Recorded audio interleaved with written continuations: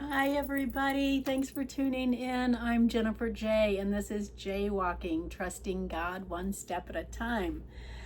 Today, we're going to be in the book of Daniel, chapter 3, verse 16, and we're going to talk just a little bit about looks can be deceiving. This is what our pastor talked about on Sunday, and I want to share it with you. So, we are learning 26 verses this year as a church. I think that I've told you that before, and this is one of them. It is not one I have studied yet, but I did write it down so that I could read it every day and start to learn it. So Daniel 3:16 says, Shadrach, Meshach, and Abednego replied to him, King Nebuchadnezzar, we do not need to defend ourselves before you in this matter. And we are going to talk about that because it's talking about looks can be deceiving. And one of the things I really like that Pastor said is that facts can change, but the truth doesn't. So facts and the truth are not the same thing. And if you think about that, like at first I was like, no, if it's a fact, then that's true. And that can be true, but it doesn't mean it is truth, like forever.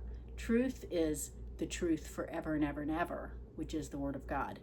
Facts change, right? So the fact is, right now, I'm not going to tell you how much I weigh, but I weigh a certain amount. But that fact could change. I could weigh a different amount next week. So facts change.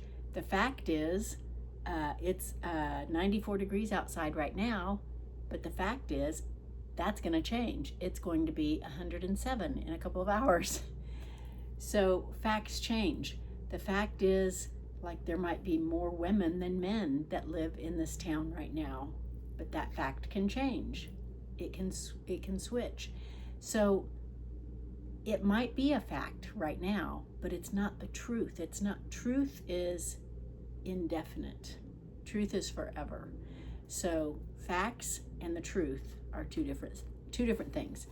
So facts change, but the truth doesn't. And he also said faith isn't just belief, it's behavior.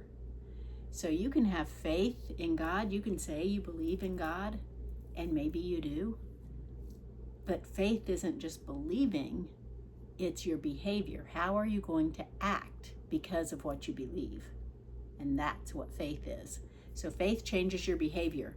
In the book of James, chapter 2 and verse 17, it says, faith without works is what? Dead. Faith without works is dead.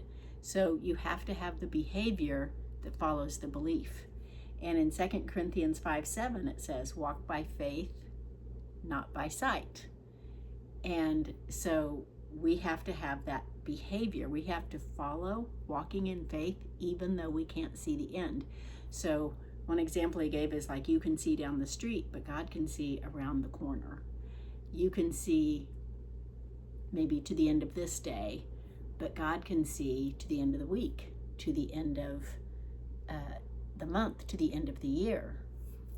He can be in all of those places at the same time. He can see all of it at once. So if we walk by faith and not by sight, then we're trusting him as we go. Each step that we take, we're trusting that he's in control of that. Another visual that he gave that I liked was that there's only one steering wheel in the car, right? There's only one gas pedal, there's only one brake pedal. And so the driver is in control of that car, not the passenger, right? The passenger is trusting the driver. And so when I'm suddenly thinking of driver's ed, and I'm like, no, there were definitely two pedals. He was definitely helping me as he was teaching me. But that's different because he had control. He could stop me at any time. But I digress. But God is in control. So if we let God have the steering wheel and the gas pedal and the brake pedal, then he's going to take us the direction that he wants us to go, and we can trust him to get us there safely. And it doesn't mean there won't be some potholes, right? So one thing, Shadrach, Meshach, and Abednego, the reason they were replying to King Nebuchadnezzar, if you're not familiar with that story, they had haters, right? Everybody's got haters. Their haters didn't like that they were Jewish, and they were making it to the top of Nebuchadnezzar's like list. They were his favorites. They didn't like that at all, so they wanted to bring them down. So they said, they tricked the king and saying, why don't you make this big, beautiful statue, and every time that the trumpet sounds, every time the music plays, everybody has to bow down to you. And he says, yes, I think that's a marvelous idea. Everyone bow to me.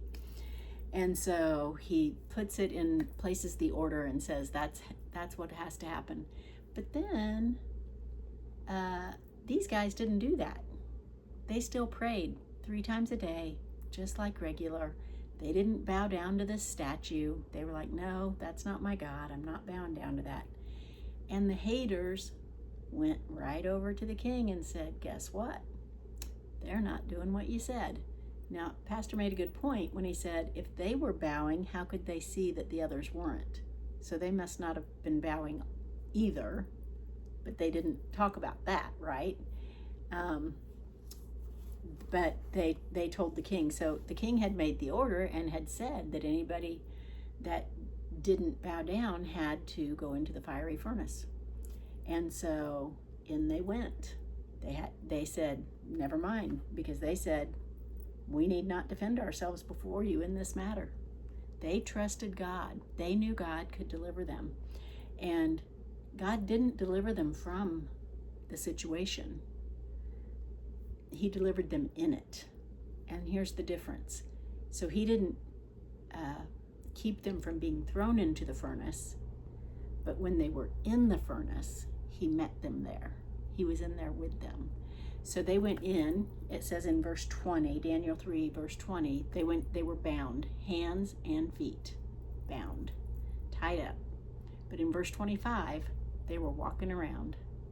They were not burned. And it said they had made the fire 7 times hotter than normal, and even the people that threw them in were burned. So that's how hot it was. But they didn't burn. And he made a really, really good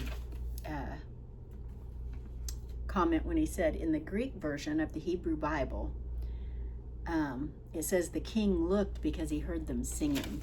So it does say that the king looked and he could see. Now, you would think that they would have been completely burned up and you wouldn't be able to see anything but the fire. And also, if it burned the people throwing them in, why would you even get near it? Because you're going to get burned. But in the Greek translation of the Hebrew Bible, it says because he heard them singing, and that's why he went and looked. And there were 4 men in the fire. It wasn't just Shadrach, Meshach, and Abednego. It was also Jesus. And when he had them brought out of the fire, they didn't even smell like smoke. They weren't burned, they weren't singed, and they didn't even smell like they had been in the fire. Because God, that's how God works. That's how God works. And so he said, a problem can become an opportunity. Or a problem can equal an opportunity. And it might look like a problem, like being thrown in a fiery furnace certainly sounds like a problem to me. But God made it an opportunity, because look how many people, I mean, that's one of the Bible stories now. It's not just a story, it's not made up, but it's one of the things in the Bible that we can now read and study from. Millions and millions of people throughout the generations have read this story and learned things from it and gleaned things from it. And all because they trusted their God to save them, and he did. And so it looked like a problem, but it wasn't a problem. It was an opportunity for God to shine a light on God, for God to say, I am the true living God, and I am the one you will worship.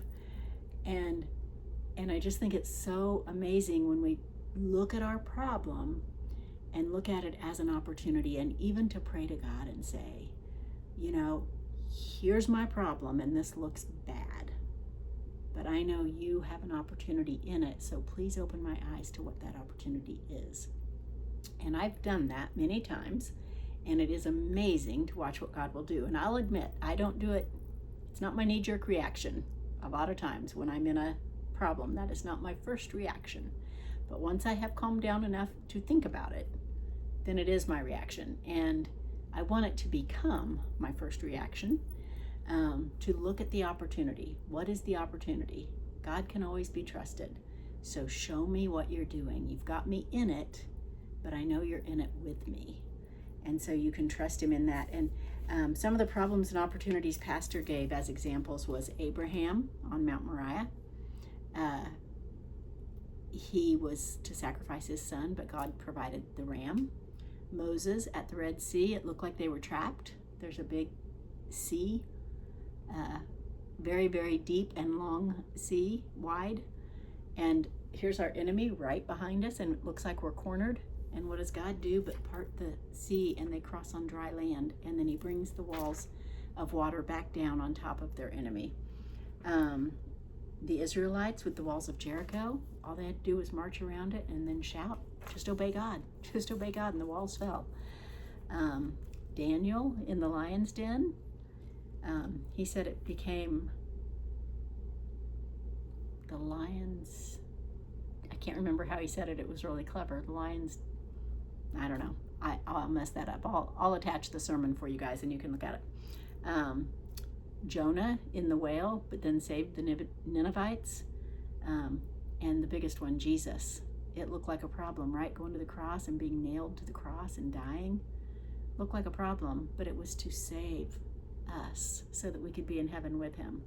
So haters gonna hate, but God is gonna escalate. So he said, it's not an elevator, because he doesn't elevate because elevators are closed, people can't see you. On the escalator, people can see you going up, they can see you being blessed. And so he said, it's an escalator. So our God is able, and you don't know how God will deliver you. So the men in this story, Shadrach, Meshach, and Abednego, said he will deliver us from this. But he said, you can't tell God how to do it, right? You can tell him, but he's going to do it his way.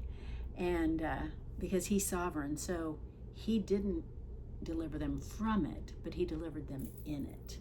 And so we need to make sure we're paying attention and not telling him how to do it, but recognizing that he's going to do it the best way.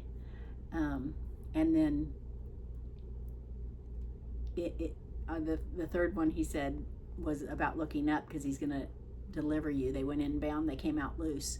But he said in Psalm 23, it says, in the presence of my enemies. So he delivered them in the furnace. And in Psalm 23, it says he delivers in the presence of your enemies. So he's not delivering you from the problem, but he'll deliver you in the problem. And so I just thought that was all really good stuff to think about. And I especially love that the king looked in because he heard them singing, because how many times have I told you, give him praise. When you are hurting, when you are distraught, when you are depressed, when you are going through anything, you can do it when you're happy too, obviously, but praise him, because his praise brings him into center focus. It will change how you're feeling. It will change how you're thinking. It will change how you see things, how you view the situation. And he will just be ever present in it. So I just encourage you to sing songs of praise, hymns, blessings. Just praise him throughout your day. Just in every situation, sing praise to God, and you will find him in your situation. So that is all I have for you today. But I hope that helped somebody out there, and I hope you'll put a comment. I do want to add that my new book, You Can't Be Like Jonah, A Lesson in Divine Mercy, will be coming out next month. And next month is just next week. I'm not sure what day of the month yet, so stay tuned. You can keep checking on Amazon if you would like. My first one is already there.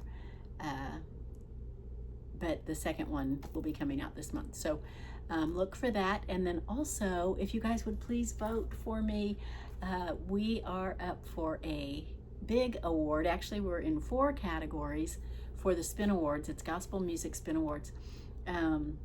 So if you go to thespinawards.com, that's THESPINAWARDS.com, and /vote, then it'll take you right there. If you just go to the website, it has a little voting open bar you can click on as well. So, but if you go there, then there's a lot of categories, and it all looks the same because the type, it's just black and white type, and it looks kind of daunting at first.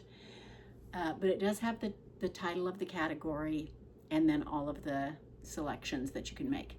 And so if you go down, it's not the first one. I think the first one is Best Afternoon Show, and then it's Best something else show. I don't know, live show maybe. So it's 2 or 3 down, but you'll see Best Late Evening Show. And that's where you'll find us. It's called Ladies Unfiltered.